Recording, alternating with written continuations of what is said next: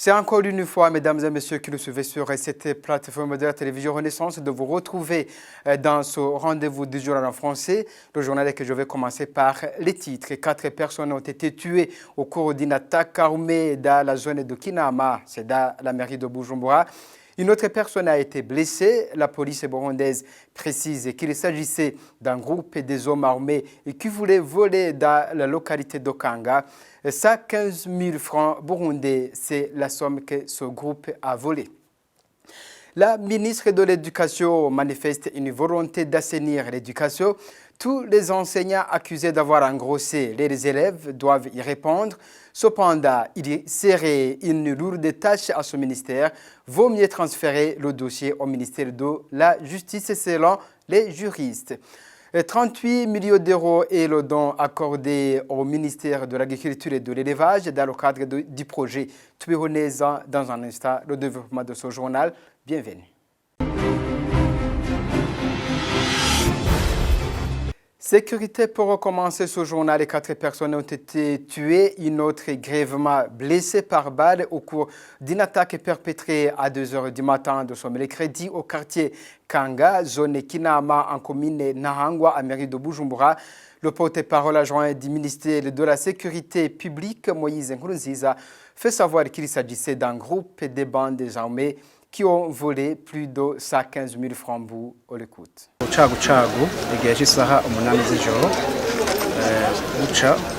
Vers 2 h du matin de ce mercredi, il y a un groupe de 6 bandits armés de Kalachnikov. Ils ont attaqué en commune Nahangwa, en zone Kinama, au quartier Kanga, dans un ménage de Nakarutimana Nestor. Ces bandits sont venus pour voler et ils ont tué 4 personnes. Dans ces 4 personnes tuées figure un commerçant Dino Do Vincent Livuzimana. Ils ont tué encore des personnes qui avaient des responsabilités dans le quartier. Ils ont volé dans ce ménage la valeur des biens dérobés dans la boutique qui n'est pas encore connue. Mais dans ce ménage, une somme de 115 000 francs a été volée. Ces voleurs à main armée ont pris le large après le forfait. Mais les forces de l'ordre restent à l'œuvre pour qu'ils puissent les arrêter et les traduire en justice. La ministre de l'Éducation nationale, Janvier Ndirahisha, souhaite mettre fin à l'impunité des enseignants auteurs de grossesses non désirées en milieu scolaire. C'est dans ce cadre que Janvier Ndirahisha dernièrement a demandé à tous les directeurs provinciaux de la formation technique et professionnelle d'inventorier tous les enseignants connus et qui n'ont pas été inquiétés par la justice.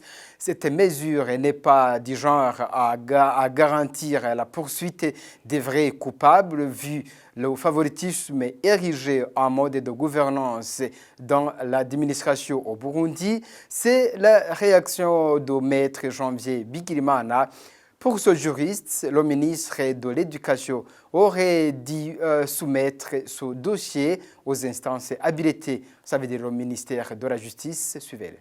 Logiquement, comme il y a des enseignants qui sont connus si on s'en tient au contenu de la correspondance pour avoir engrossé des jeunes élèves et qui ont abandonné dans la suite l'école, nous pensons ici qu'il s'agit d'une infraction à la loi pénale et que ce genre de questions doivent être traitées par les instances judiciaires habilitées, d'où la logique aurait recommandé que cette correspondance soit adressée plutôt à son homologue en charge de la justice pour que ces questions qui relèvent de la loi pénale puissent être traitées. Il y a risque que les vrais auteurs soient à l'abri de la justice, mais que plutôt des boucs émissaires soient identifiés, notamment lorsqu'ils n'appartiennent pas au parti au pouvoir ou lorsque ils sont opposants.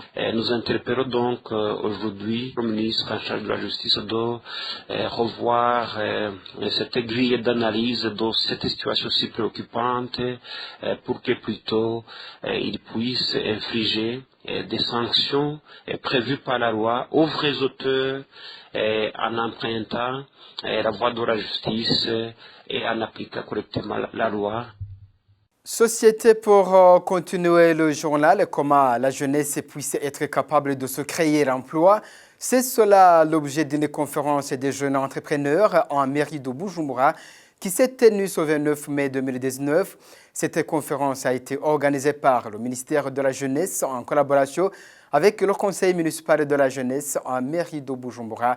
Le point avec Darlene Ilakoze. Ce mercredi 29 mai 2019, le conseil municipal de la jeunesse en mairie de Bujumbura, CMJB, en sigle, en collaboration avec le ministère de la jeunesse, des postes et des technologies de l'information, a organisé une conférence des jeunes entrepreneurs en mairie de Bujumbura. Le thème du jour était de voir comment les jeunes entrepreneurs peuvent-ils créer de l'emploi. Cette conférence a été organisée pour réfléchir autour de la gestion du non-emploi après avoir observé un taux élevé de chômage dans les jeunes. D'après les statistiques récentes, le taux de chômage serait d'environ 55% en milieu rural et 65% en milieu urbain, avec près de 68% des femmes au chômage. Pour la ministre de la Jeunesse, Madame Evelyne Wutoyi, le but de cette conférence était de permettre à ces jeunes d'échanger et de partager les expériences en entrepreneuriat. Cette conférence a été organisée pour que les jeunes surmontent les défis dont ils font face et participer au développement de leur pays. Dans cette conférence, ces jeunes vont partager ensemble leurs expériences et échanger des idées en matière d'entrepreneuriat. Parmi les jeunes qui ont participé dans cette conférence, ceux-ci nous partagent ce qui leur ont poussé à créer leur emploi et le résultat de cette création. En commençant, je voulais être indépendante, je voulais être autonome. Je ne voulais pas tout demander à mes parents ou à mes amis. Je voulais avoir cette indépendance en matière de l'argent parce qu'aujourd'hui, l'argent fait tout. Cette association dont je porte le nom s'appelle Rise and Shine Burundi. Elle a commencé avec 2 employés seulement, mais aujourd'hui, nous sommes à plus de 500 ouvriers. En tout cas, ça a abouti à quelque chose. Ces jeunes gens interpellent aux autres jeunes comme eux de travailler dur pour entreprendre et de faire des innovations pour pouvoir vivre. Aux autres jeunes, je leur dirais de ne jamais avoir peur de leur avenir, parce que quand on travaille, effectivement, nous rencontrons plusieurs obstacles qui nous découragent. Je leur dirais de se lever et travailler parce que tout le monde peut innover. Ça ne demande que le début et tout ira bien par la suite. Je leur conseillerais de vouloir bien travailler et créer leur travail. On a vu plusieurs exemples. On a vu que même celui qui a un capital de 5 000 francs burundais peut faire quelque chose et devenir quelqu'un. Cette conférence a réuni au Zion Beach près de 150 jeunes venant dans différents districts de la mairie de Bujumbura. Économie à présent, 1516 milliards de francs burundais, c'est le budget que l'État a utilisé pour l'exercice 2019-2020. Le budget a été voté mercredi par l'Assemblée nationale du Burundi. Le dernier budget était de 1400 milliards, selon le ministre des Finances, Dr Domitien Ndiokubwayo, qui indiquait que plus de 84% de ce budget proviendra de sources intérieures. Parmi les priorités, les élections de 2020, l'appui au développement et aux jeunes, c'est ce qu'a souligné le ministre en présentant le projet de loi devant les députés. On l'écoute. Il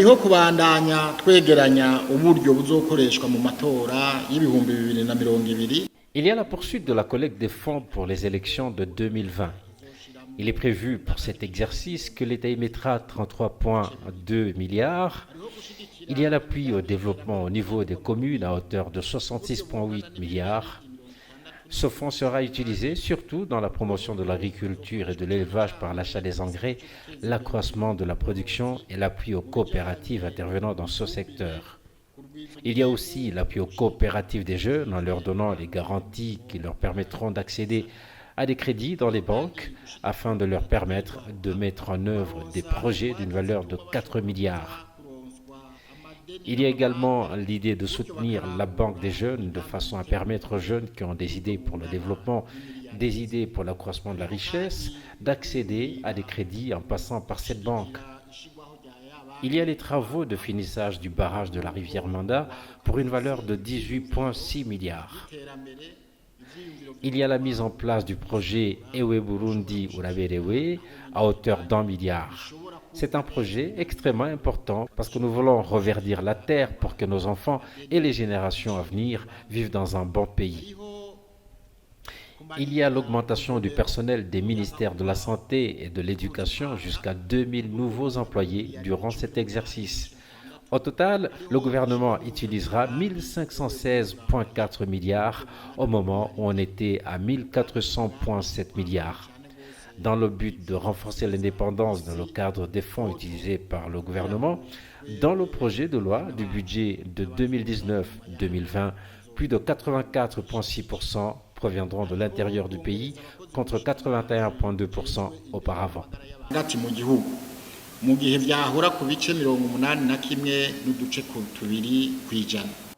Économie toujours, une somme de 38 millions d'euros et un don qui a été offert au ministère burundais de l'Agriculture et de l'Élevage.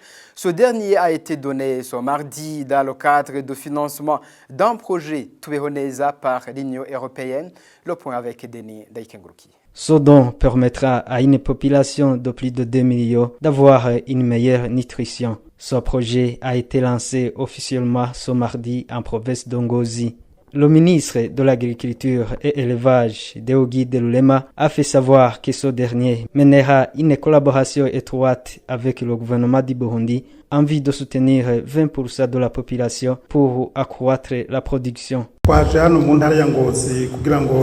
Nous sommes venus en province d'Ongozi pour le lancement officiel d'un projet Twehoneza. Un projet qui va collaborer avec le gouvernement du Burundi pour soutenir la population afin d'accroître la production et une meilleure nutrition. Ce projet a une période de 3 ans qui va coûter 38 millions d'euros qui soutenira une population de 20%, soit plus de 2 millions de la population. Ce projet va contribuer aussi dans la protection des ressources naturelles, les sources d'eau et la gestion des catastrophes dues au changement climatique. Le projet Twehoneza mènera ses actions dans 51 communes de 14 provinces du Burundi. Il travaillera dans les différents domaines afin d'obtenir une meilleure production en procurant à la population les engrais chimiques, les graines et autres.